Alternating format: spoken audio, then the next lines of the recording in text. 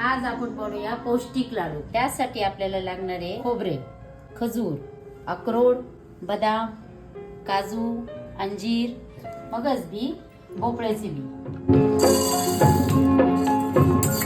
हे चांदणी फुलानी शिंपीत रात्र आली, धरती प्रकाश वेडी ओल्या दवात न्हाली, ओल्या दवात न्हाली। हे चांदणी फुलानी शिंपीत रात्र आली, धरती